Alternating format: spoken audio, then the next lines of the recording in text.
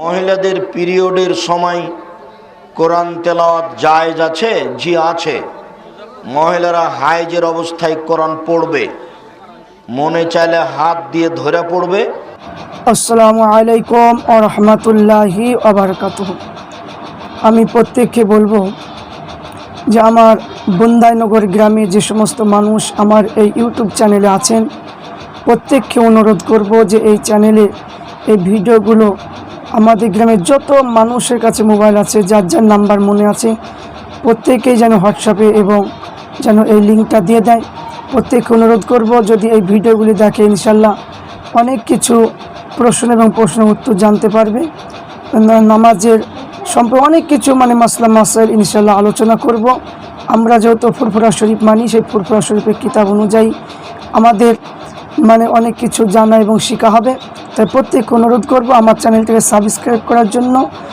হোয়াটসঅ্যাপে আপন বন্ধু বান্ধব এবং পিতার কাছে যদি মোবাইল থাকে, প্রত্যেককে অনুরোধ করবেন যেন আমার এই চ্যানেলটা যেন সাবস্ক্রাইব করে রাখে।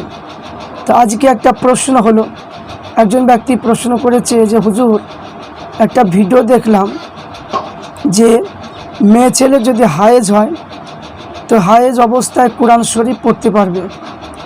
তো এই সম্পর্কে ফুরফুরা শরীফের কিতাবে কি বলছে একটু বলুন। তো আমি আপনাদের সম্মুখে ফুরফুরা শরীফের একটা কিতাব নিয়ে হাজির হয়েছি, যেটা হচ্ছে ফতোয়া সিদ্দিকিয়া। এই ফতোয়া সিদ্দিকিয়া কিতাবের মধ্যে লিখেছেন, উত্তরটা হলো যে হায়েজ অবস্থায় কোরআন শরীফ নামাজ রোজা পড়তে পারবে কি না। এর উত্তর লিখেছে যে হায়েজওয়ালা স্ত্রীলোকের পক্ষে নামাজ পড়া, রোজা রাখা, কোরআন শরীফ তেলাওয়াত করা, স্পর্শ করা, কাবা শরীফে তওয়াফ করা, মসজিদে যাওয়া হচ্ছে নিষেধ। তাহলে আমরা বুঝতে পারলাম যে আমাদের আকাবিরের কিতাব অনুযায়ী যে হায়েজ এবং অপবিত্র অবস্থায় আপনার কোরআন শরীফ স্পর্শ করা, নামাজ নামাজ পড়া, এগুলো হচ্ছে নিষেধ। তাহলে যে বক্তা বলেছে জায়েজ, সে হলো আহলে হাদিস এবং 4 মাযহাবের বিরোধী বক্তা। আমি বলবো প্রত্যেককে ওই বক্তার কাছ থেকে আমাদেরকে দূরে থাকতে হবে। ইনশাল্লাহ সঠিকটা বুঝতে পারলাম। আল্লাহ পাক আমল করার তৌফিক দান করেন।